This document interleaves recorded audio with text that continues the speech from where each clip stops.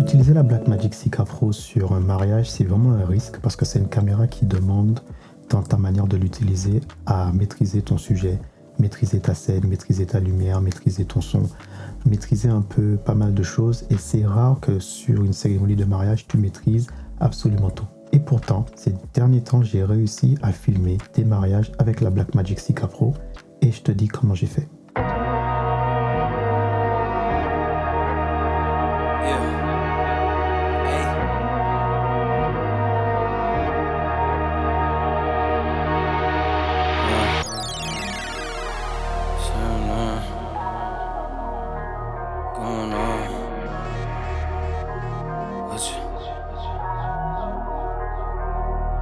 Hey, all work, no pleasure.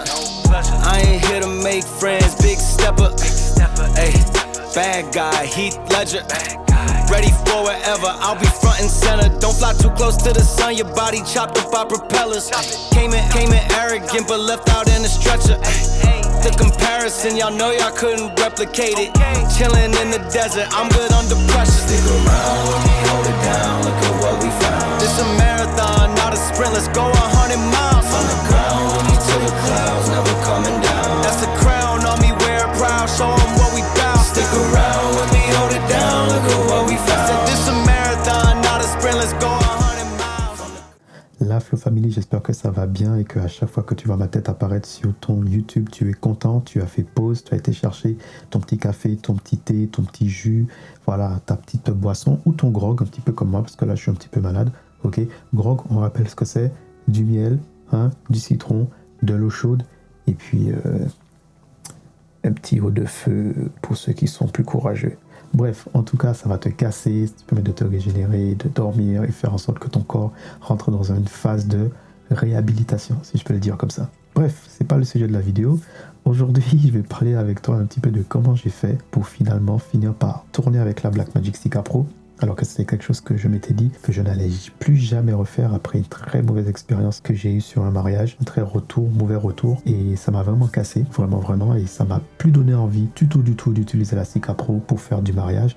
Et dans l'organisation que ça demande de filmer un mariage, il faut aussi que tu maîtrises pas mal de choses. Tu dois maîtriser l'environnement, tu dois maîtriser le temps, tu dois maîtriser la lumière, tu dois maîtriser le set. Tu dois maîtriser ce qui va se passer, tu dois maîtriser ceux qui sont autour, tu dois maîtriser ceux qui veulent filmer en même temps que toi, tu dois maîtriser le photographe, tu dois maîtriser peut-être tonton Jaco qui veut filmer avec son iPad, tu dois maîtriser le stress de l'organisatrice, tu dois maîtriser le stress de la belle-mère, tu dois maîtriser le beau-père qui te regarde mal, tu dois maîtriser énormément de choses. Donc si tu as le boîtier qui n'est pas compatible avec ce type d'organisation un peu speed, ben forcément tu vas te retrouver en galère. Et après ça, je me suis posé une question. Était-ce moi qui n'étais pas organisé? Ce n'était pas la première fois que j'avais ce genre de problème sur un mariage, mais ce qui s'est passé, c'est que le boîtier ne correspondait pas à ce type d'événement, à ce type d'organisation. Qui veut dire que tu n'as pas le temps de réfléchir, tu n'as pas le temps de te poser, tu n'as pas le temps de cadrer. Tout se passe très rapidement. Donc je me suis dit, est-ce que c'était moi qui n'avais pas choisi le bon boîtier pour ce moment? Je me suis dit peut-être. Et c'est là que je me suis dit, plus jamais j'utilise la 6K Pro sur un mariage. Et pourtant, j'ai réfléchi encore un petit peu et je me suis dit, mais qu'est-ce qui fait que les dernières fois, sur les autres mariages, qu'est-ce qui s'est passé pour que tu n'aies pas eu ce problème-là en fait? Qu'est-ce qui s'est passé pour que quand tous les autres mariages, tu as eu ces mêmes problèmes, ces mêmes galères? Qu'est-ce qui a fait que tu as pu gérer et que tu as pu rendre quelque chose d'agréable à regarder? Eh bien, tout simplement, ce qui s'était passé sur les autres mariages, c'est que sur les autres mariages, je gère. Sur les autres mariages, j'ai pris en main un petit peu l'organisation. Sur les autres mariages, je prenais vraiment mon rôle de vidéaste comme faisant partie intégrante de l'organisation de la cérémonie. Je ne me qualifiais pas de second rôle, ok? Parce que je me suis rendu compte que sur ce mariage-là où j'ai eu énormément de difficultés, je m'étais positionné un petit peu en second rôle. En gros, j'ai subi le mariage, j'ai subi l'organisation. Quand je dis subi, c'est j'ai pas eu de mauvais traitement, on m'a pas maltraité. Mais moi, j'ai tellement stressé par rapport à comme j'ai l'habitude de faire et que je n'ai pas pu faire comme d'habitude, que du coup ça m'a vraiment déstabilisé. À l'inverse de ce mariage-là, sur les autres mariages, je m'étais rendu compte que je prenais un peu plus de place, je prenais un peu plus de temps pour échanger, pour discuter, pour mettre les choses à plat, mettre les choses au calme. Je ne subissais pas l'événement en fait. Et puis, comme je ne subissais pas l'événement, j'étais beaucoup plus à l'aise pour pour proposer mes idées aux mariés, proposer mes idées à l'organisatrice, proposer mes idées à ce qui allait se passer. Il faut savoir qu'avant de lancer la journée, la prise de parole, la prise de position avec les mariés, je me suis inclus dans l'organisation. Je me suis inclus dans l'événement. Je ne subis pas le programme. Je me suis inclus, qui veut dire que la préparation, ça va être temps et temps parce que j'ai besoin de temps et temps pour filmer, justement. Ensuite, la partie où on va lancer la cérémonie, ça va demander temps et temps. Je vais rajouter 10 minutes parce que j'ai besoin de me poser et de vérifier que je suis bien, mes caméras sont bien, le son est bien, tout est bien et qu'on peut lancer. C'est pas genre j'arrive, la cérémonie s'est lancée, je viens tout juste de terminer de filmer le marié. La mariée est déjà prête pour rentrer, donc on lance le son de la mariée, elle rentre et toi, t'as pas le temps de te positionner pour avoir un bon cadrage, tu vois. Donc c'est plutôt à mon top. Et étant donné que c'est à mon top, étant donné que c'est moi qui donne le top départ des différents événements, que c'est moi qui dis quand je suis prêt, on lance, pas forcément quand le groupe est prêt, ni quand le DJ est prêt. Le DJ, je sais pas, c'est pas pour dire, hein, mais sur le coup là, c'est pas qu'on s'en fout, hein, mais que le DJ, il lance la cérémonie, mais si le vidéaste n'est pas prêt, ça sert complètement à rien, les gars. Faut vous dire qu'au moment où on vous a appelé pour faire une cérémonie, pour filmer une cérémonie de mariage, au moment où on vous a appelé, on a fait appel à vous pour immortaliser ce moment, vous êtes prioritaire, quels que soient les autres prestataires qui sont présents, vous êtes 100%, pardon, hein, mais vous êtes 100% prioritaire. Parce que, à dire vrai, laisse-moi attendre de mettre la mise au point, à dire vrai les gars, on va dire un truc. Le DJ, quand il lance le truc, qui règle ce qu'il fait? Il peut règle sa séance. Mais si toi, tu n'as pas lancé le top avant lui pour avoir une image de ce qui se passe, le son qu'il a lancé va servir à rien. Le mood, l'événement, toute l'ambiance qu'il a mis, si toi, tu n'as pas pu capter cette ambiance-là, à quoi ça sert qu'ils se battent avec toi et qu'ils veulent lancer alors que tu n'es pas prêt? Le traiteur, j'ai rien contre les traiteurs, mais les traiteurs, je suis désolé les gars, vous voulez absolument qu'on commence à lancer les trucs à une telle heure. Je comprends, le plat froid, machin, tout ça, le plat est chaud, vous avez une organisation, je suis d'accord.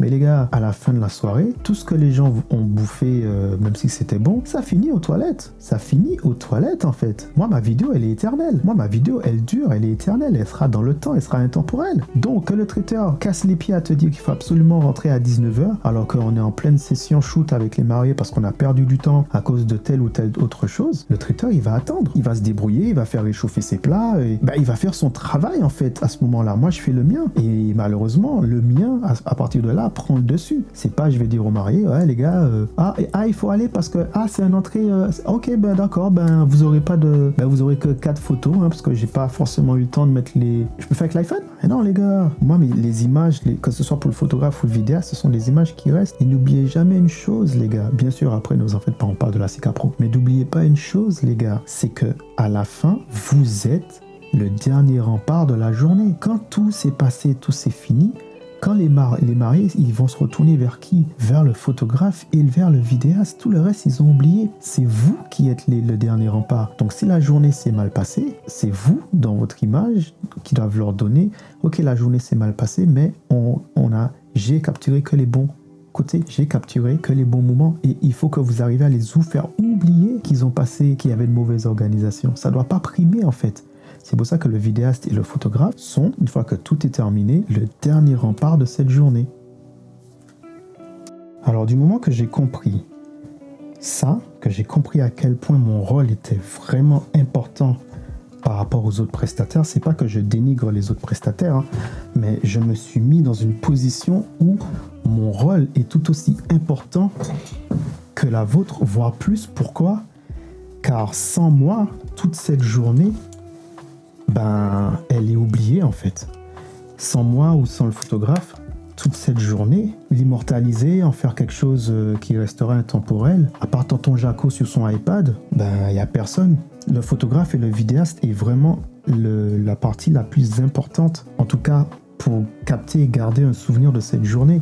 Les autres vont la garder bien sûr en mémoire, mais c'est pas pareil que quand tu as un album ou bien quand tu as une vidéo, un film que tu peux, comme ça, je sais pas, fin d'année, tu dis ah si on regardait la vidéo du mariage de voilà tac, parce que c'est une belle vidéo, ça rappelle des souvenirs. Et là ça échange, ça discute, il y a des langues qui se délient, on dit des choses et compagnie, grâce à des images. Ça m'étonnerait que quelqu'un, pendant une fête de fin d'année, où tu revois tes anciens potes, et que tu as un qui, à un moment, il lâche un paix, tu vois, un truc, et il fait « Ah, mais ça, c'est pas le mouton du mariage de Jaco ? Ah oui, je connais, coriandre, 2021, le mariage... mais il n'y a personne qui se rappelle des cérémonies ainsi. Personne ne fait ça. Par contre, il y aura toujours des images, des photos et des vidéos. Donc quand j'ai compris ça, les gars, je me suis dit, si je mets en pratique le fait que pendant une cérémonie de mariage, je dois maîtriser le max d'informations que possible. Et je dois faire en sorte que le temps ne soit pas mon ennemi, mais en faire un allié. Ben les gars, je me suis équipé de courage ainsi que de ma Blackmagic 6K Pro et j'ai réalisé un deuxième événement, un deuxième mariage avec ce boîtier qui n'est pas du tout stabilisé, qui n'a pas d'autofocus. Donc qu'est-ce que j'ai fait ? Je l'ai monté sur le RS3 Pro, déjà en premier lieu, et je lui ai donné un rig, comme tu peux le voir là, un rig pour si j'ai besoin de partir à main levée, qui veut dire directement en manuel, ok, position manuelle. Et je l'avais positionné aussi sur le RS3 Pro, et j'ai ralenti mon débit, j'ai ralenti mon stress, et j'ai ralenti tout le monde, tout ce qu'il y avait autour. La photographe avec qui j'avais fait ce mariage-là, franchement, si j'ai l'occasion de retravailler avec elle, ce serait tellement bien. On s'est accordé. Je lui ai dit, je n'empiète pas sur ton terrain. Moi, mon but, c'est, si tu as une idée, je la filme. Si j'ai une idée, tu la prends en photo. Et c'est comme ça qu'on a opéré. Quand elle avait une idée, je lui demandais, est-ce que je peux filmer cette idée-là ? Elle me dit, mais sans problème. Donc, quand elle faisait ses photos sur l'album, pour les mariés, tout ça, j'en profitais pour filmer. Une fois qu'elle avait terminé, que tout le monde était dans un certain mood, je profitais pour animer la session photo. Par exemple, si elle les avait fait poser d'une certaine manière, ben, je les faisais tout simplement reprendre la pose et moi, je la filmais. Voilà. J'ai une manière de filmer que j'ai vu que j'avais un petit peu délaissée qui est très, on va dire, je fais des mini-clips de chaque moment, en fait. J'évite de juste rester et de filmer ce qui se passe en mode documentaire. J'essaye d'apporter une vision un petit peu, je vais pas dire cinématographique, mais presque, peut-être pas assez, mais j'aimerais arriver à ce stade-là, où de mettre ceux qui participent à l'événement au max, de leur mettre dans une situation où peut-être dans la vraie vie, en général, ils n'oseraient pas faire. Ils sont bien habillés ce jour-là, je les fais se sentir au max. Aujourd'hui, c'est vous les plus beaux, c'est vous les mannequins. Et on va faire en sorte que ça reste inoubliable. Je vais faire en sorte que ça reste inoubliable. Et pour ça, j'avais toujours pensé que la 6K Pro ne pouvait pas me permettre de faire ça, mais au contraire. Une fois que tu commences à réfléchir ainsi, c'est moi qui dicte, les gars, vous allez faire ça, ça et ça. Ça me donne le temps de poser ma mise au point, de faire mon cadrage et ensuite de lancer rec. Et c'est parti, on y va. Pas besoin de faire énormément de choses. Et du coup, ça peut durer 10 à 15 minutes. Mais si tu es bien réglementé en termes de temps, ok, et si tu es bien structuré, ne viens pas tout simplement au mariage en te disant que tu vas voir ce que tu vas faire sur le coup, sur le jour même. Non, réfléchis à ce que tu vas faire. Est-ce que tu vas les faire défiler ? Est-ce que tu vas les faire poser ? Est-ce que tu vas faire une petite mise en scène, tu vois ? Il faut que tu sois déjà capable de limite poser des questions aux mariés en leur demandant, ok, votre crew, comment ils sont ? Ils sont fêtards, ils sont plutôt réservés. Allez obtenir des informations. Plus vous allez obtenir des informations, plus vous allez pouvoir rédiger votre feuille de route. Et là, mieux vous serez préparé pour arriver sur le terrain et savoir ce que vous allez filmer. Au moment de l'entrée des mariés, au moment de l'entrée du cortège, on a eu un petit souci sur un mariage, c'est qu'il s'est mis à pleuvoir. Et au dernier moment, on a dû se mettre sous une tente. J'étais tellement dégoûté parce que j'avais déjà tout prévu, toute ma scénographie, ils avaient prévu un endroit bien dégagé. On avait fait les répétitions la veille. Je me voyais faire une sorte de 360, 380, 670, comme vous voulez. Mais en fait, tourner tout autour de la cérémonie, j'avais de la place. Je pouvais même droner, les gars. J'étais tellement content. J'ai dit, ouais, enfin, je vais pouvoir faire un magnifique film parce que j'ai de la place, j'ai du temps, il n'y a personne qui va me gêner. Et la pluie s'est mise à tomber. J'étais tellement... Mais, ce que je vous ai dit au départ, la maîtrise, je me suis dit, ne te laisse pas abattre.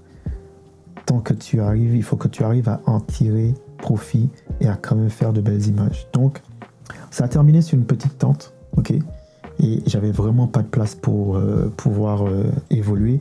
Mais je me suis dit quoi ? On va la faire simple. Le but, c'est qu'il y ait le plus d'émotions qui se dégagent. Donc, ce que tu vas faire, c'est que juste reste... Ah, désolé, c'est mon épouse qui m'envoie un message. Juste reste basique, mais reste propre, reste stable. Et essaie de prendre le maximum d'émotions, de regards. Voilà. Et je suis rentré dans ça. Et je pensais ne pas y arriver avec la Sika Pro. Et pourtant, je me suis bluffé moi-même. Le fait que j'étais stabilisé et j'étais j'étais directement sur le Ronin, je pouvais avoir justement ces avant et ces reculs en gardant une image fluide. Parce que si je l'avais fait à main levée, je te dis bien que ça aurait été pas évident, sachant qu'il n'est pas stabilisé. Même si je suis en 50 images par seconde et que je comptais ralentir le débit, mais tu verrais de temps en temps que l'horizon, tu vois, bouge, même si que la gyro fonctionne très bien, mais je voulais utiliser le moins que possible tout ce qui est traitement sur les logiciels. Je suis sûrement à l'ancienne, je l'utilise vraiment quand j'ai pas le choix. Je ne fonctionne pas en me disant je vais l'arranger en post-prod, au niveau du montage. Je fais tout pour que je puisse avoir le moins de choses à intervenir au niveau du logiciel, et que utiliser le logiciel et l'intelligence artificielle et tout ce qui va avec, c'est pour corriger mes erreurs. Mais je ne me base pas trop là-dessus. Comme ça, je suis plus amène de me dire que c'est moi qui ai réalisé le truc. Ok, c'est de l'ego, mais je m'en bats les steaks. C'est comme ça que je fonctionne. Ensuite, tu as une autre partie qui est la partie, on va dire, un peu plus festif, où ça bouge de tous les côtés. Là, franchement, pour les parties denses, pour les parties où ça part dans tous les sens, tu peux enlever le RS. Franchement, je l'ai enlevé et tu peux passer en mode directement à main levée. Ça va rajouter du dynamisme, ça va rajouter un peu plus de plans, ça va bouger, tu vois, parce que ça bouge de toute façon. Les gars, ils sont là, ils dansent, ça bouge. Donc, tu peux, si tu le laisses trop smooth, ça fait... tu mets moins d'ambiance dans la vidéo, tu vois. Donc, le mieux à faire, c'est de directement enlève la stabilisation et part à main levée. Et c'est là où tu vois que la Sika Pro, là, ça et là, franchement, c'était trop stylé parce que du coup, les mouvements, les effets de mouvement qu'il y a avec la caméra, elles sont naturelles, elles sont directement par rapport à l'ambiance qu'il y a. J'ai pas besoin de le fake, à rajouter des glitches ou des trucs comme ça après en post-prod.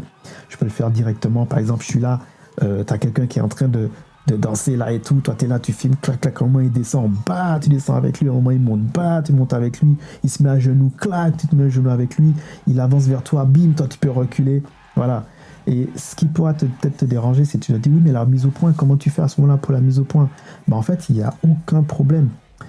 Quand tu es habitué à ne pas te relayer sur la mise au point automatique, il y a un truc que tu développes, c'est pour ça que j'ai jamais apprécié la mise au point automatique. Le fait d'avoir la mise au point en manuel, tu délimites ta zone de netteté et tu évolues. Et je sais pas, je peux pas t'expliquer. Instinctivement, tu sais à quelle position tu dois te tenir pour garder ta zone nette. Quand ton sujet va avancer, bim, toi, tu vas reculer ta cam. Parce que tu sais que le fait qu'il va avancer, il va se déplacer dans ta zone de netteté. Donc, tu ramènes la zone de netteté là où il est. Il recule, bim, tu avances. Il passe d'un côté, tu le suis. Et moi, généralement, quand je filme avec la Blackmagic Sika Pro, tu vas le constater, je l'utilise comme ça. Donc, j'ai une main qui est ici pour gérer directement le focus. Tu vois ou pas ? Directement le flou. Ok ? J'ai une main qui sera ici. Généralement, voilà, je suis dans cette position-là. Voilà, généralement, je suis comme ça. Tu vois ?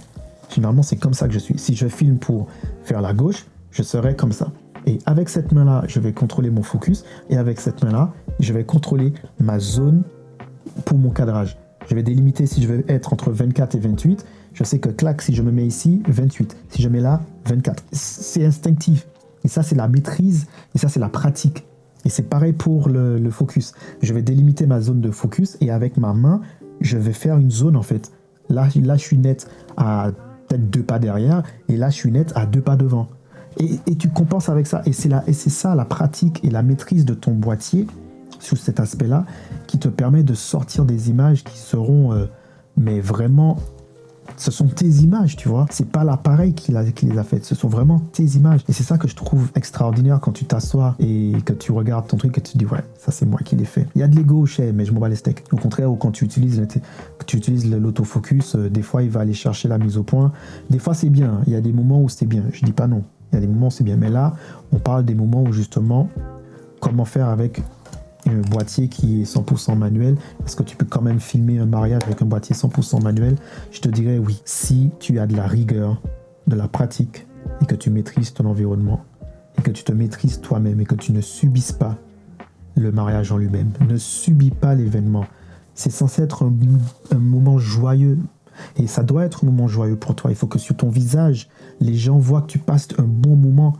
Si tu fais la gueule pendant que tu filmes le mariage de quelqu'un, mon gars, je peux t'assurer que les gens que tu vas devoir filmer, ils vont pas être heureux parce que avant de voir la caméra, ils voient ton visage toi en fait. Ils te voient toi. Donc si tu es souriant, si tu es dans le mood, reste pas à l'écart. À un moment, ça arrive, ça danse, rentre dans l'ambiance. J'arrive, mets-toi limite comme si tu es un invité en fait. Et tu verras que tes images de mariage et tes films, tu vas te détacher du matériel et ça va être un banger.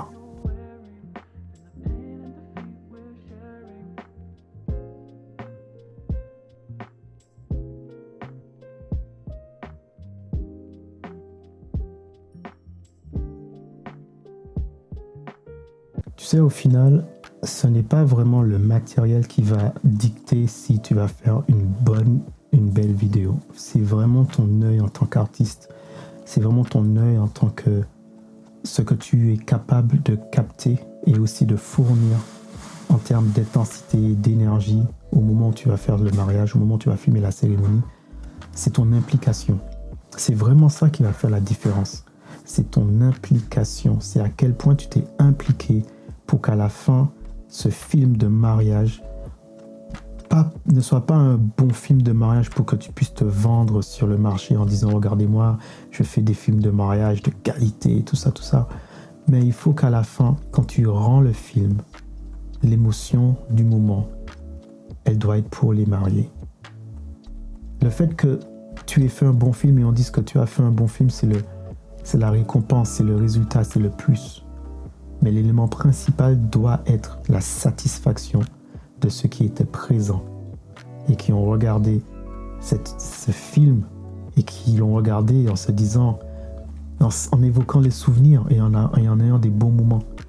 C'est pour ça que je comprends parfaitement quand tu as un client qui reçoit son film de mariage et n'arrive pas à retrouver en gros cette émotion-là. C'est très très très déstabilisant quand tu es vidéaste. Aussi photographe, hein, t'as capté. Mais il ne faut pas que ça te peine parce qu'il y a énormément de choses à prendre en compte. Je suis d'accord et tout. Mais moi, ce que j'ai fini par comprendre, c'est que parfois tu peux avoir une implication à 100%, mais tu peux pas tout gérer. Tant que tu es vrai avec toi-même, tant que tu es franc, tant que tu es honnête, et tant que tu sais que tu as donné le meilleur de toi-même, si tu as échoué, cherche les points où tu as échoué, même en étant à 100%. Améliore-les et reviens plus fort. Et c'est exactement ce que j'ai fait. Et c'est la raison pour laquelle je suis capable maintenant de filmer une cérémonie tout entière avec un boîtier qui n'est pas du tout fait pour ce genre d'événement. Je le dis honnêtement, il n'est pas stabilisé, il n'a pas d'autofocus et il est vraiment lourd. Au détriment des boîtiers qui sont plus petits, plus légers, plus compacts et qui donnent une très bonne qualité. Tu peux te dire, mais pourquoi j'irai m'emmerder avec ça pour faire des vidéos de mariage? Ben tout simplement parce que c'est comme ça que je suis en fait. C'est aussi simple que ça. Je pourrais faire des films de mariage avec le GH5. Je pourrais faire des films de mariage avec mon Sony A7R3. Je pourrais louer une FX3 pour faire des films de mariage. Mais je trouve que l'image de la Blackmagic 6K Pro reflète très très très bien mon état d'esprit en tant qu'artiste. C'est la raison pour laquelle je resterai toujours et je fais en sorte que d'arriver à un point où peut-être même mes prochains vlogs seront sur la 6K Pro. Qui sait? Non, je vais rester sur le GH5. C'est vraiment un banger. Même si des fois il fait des trucs louches avec la mise au point. Mais le GH5, non, j'ai trouvé... les gars, sais quoi, le GH5, les dernières vidéos que j'ai fait sont en 1080p les gars, c'est même pas de la 4K. Je te donne la technique, tu filmes en 1080p, mais tu exportes en 4K et tu mets un crop. Tu sais les bandes noires que tu vois là. Ne dis rien. Et ça fait que t'es en 4K et YouTube, quoi que t'es en 4K, mais en fait t'es pas en 4K là. Là je suis en 1080p. Et pourtant ta vie a la qualité. Bon, la Flow Family, c'est tout ce que j'avais à te dire pour cette vidéo. J'espère qu'elle t'a plu. Si c'est le cas, n'hésite pas à mettre ton petit like, ton petit commentaire, ton petit j'aime. Et je te donne rendez-vous pour la prochaine vidéo. Tchuss!